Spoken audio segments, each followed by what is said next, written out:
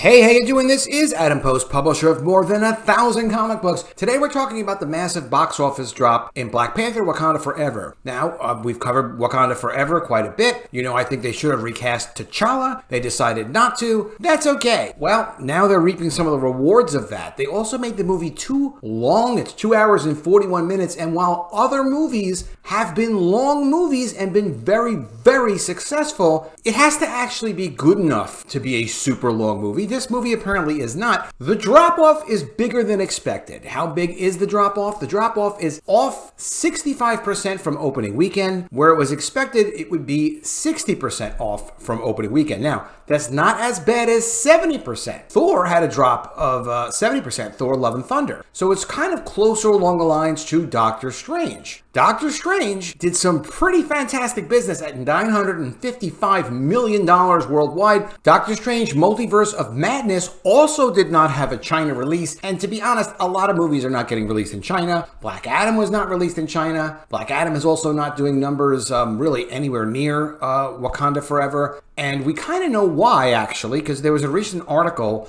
we actually just covered this yesterday, about how successful Marvel is in getting people to watch or consume anything that's Marvel in terms of film and TV. Not with toys, not with merchandise, not with caring about a specific character, which is all terrible. But 81% of people that say that they're Marvel fans will watch anything that's Marvel. And that's why they're getting some business with Wakanda Forever. And as far as some business goes, look, this movie has the potential. It doesn't have billion-dollar potential, okay? A lot of movies don't make $1 billion. Any good Marvel movie should get really close to $1 billion, just like Doctor Strange. If Doctor Strange is doing $955 million, yes, Thor should have done $955 million. Thor should have done $1 billion. Aquaman from DC did $1 billion.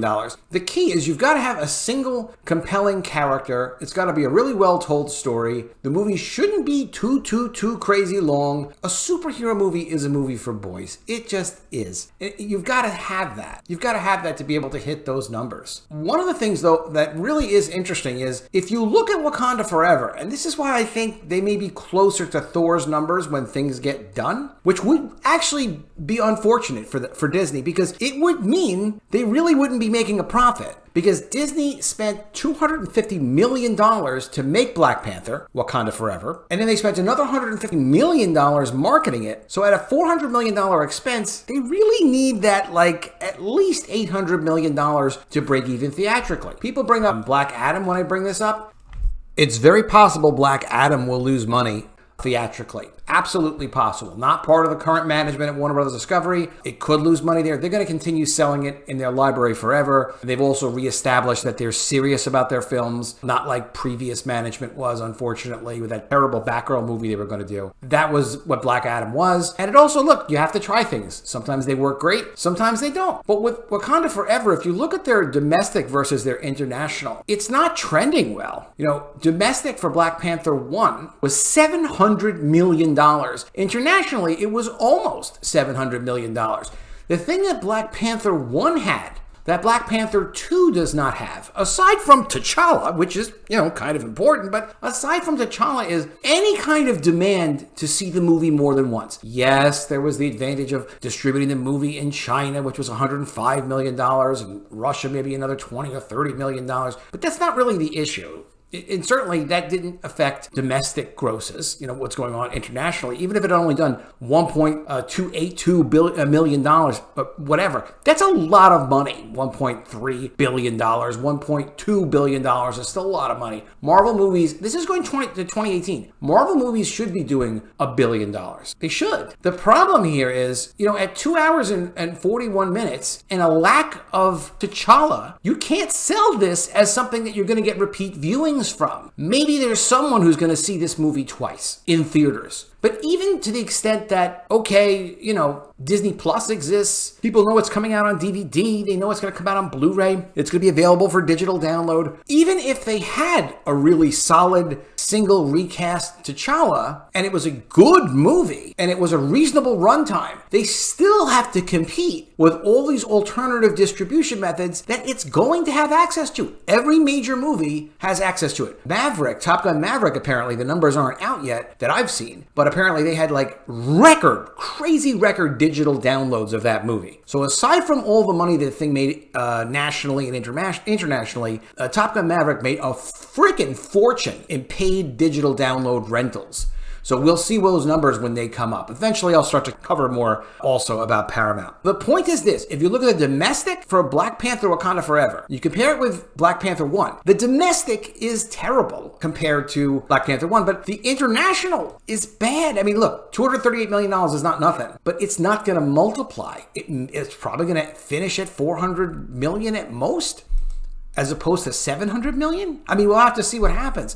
But look at the percentage of domestic to international. Almost the same for Black Panther. Look at the same domestic and international. 45% higher international revenue for Thor Love and Thunder than domestic. Higher. Look at Doctor Strange. Higher. $544 million compared to $411 million, 57% compared to 43%. Do you think these percentages are going to improve? Where Black Panther Wakanda Forever is not doing 50-50 and not doing upside down better international like Thor Love and Thunder was doing and like Doctor Strange was doing? Do you think that these all of a sudden domestic's going to go down and international is going to go up? No. That's not how it works. Even when the movie opened internationally, Wakanda Forever, it did less than expected internationally. Yes, less domestically as well, but less internationally. So what you're going to see is how many repeat viewings are you really going to get out of Wakanda Forever domestically to compare with the $700 million Black Panther made? Much less, much less. It's just not even watchable for 2 hours and 41 minutes. You're going to keep going and seeing that. And internationally,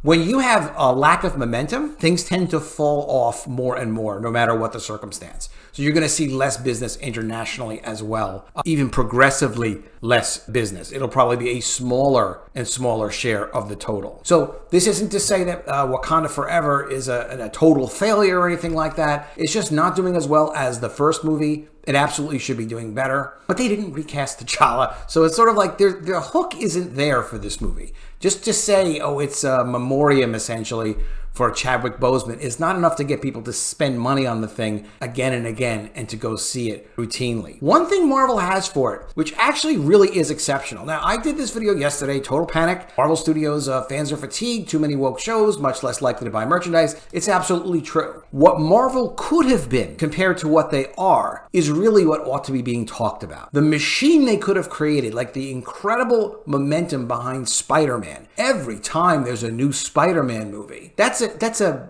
look into what Marvel could have been. This thing that just kept growing and growing and growing and doing more and more business, as well as putting out some really positive aspirational themes, which is what we associate normally with superheroes. Instead, they went woke. But even in their collapsed state, according to the fandom study, and we did this extensive review yesterday of this, Marvel fans showing franchise fatigue, 81% of Marvel fans will still watch anything released in the franchise. That includes films and it includes TV shows. They're not buying merchandise because they care more apparently about the universe than they care about the characters, and it's because what they're doing with the characters has just been, I mean, just even think about the Eternals. That's really inexcusable. Every Marvel movie should be doing at least $1 billion, but because they've got this built-in fan base. If you've got 81% of people who are fans of / exposed to Marvel, interested in Marvel, willing to see anything new Marvel, like as an event, the films should be doing consistently well. But it's not even just the films doing consistently well or the shows on Disney Plus, which a lot of them aren't.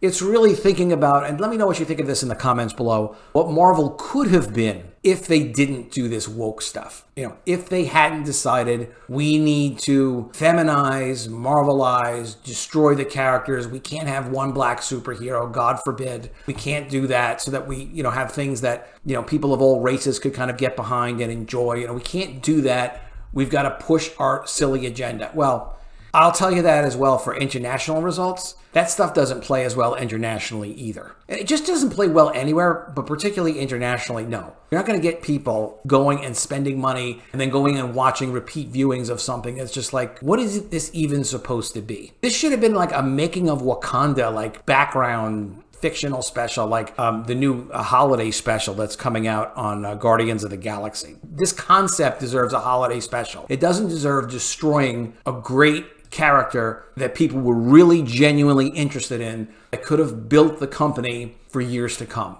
Let me know what you think of all that in the comments below. Please be sure you are subscribed to the channel. Click the bell for notifications. Give me a thumbs up. And I will see you again soon with another video. And if I don't see you, I will miss you.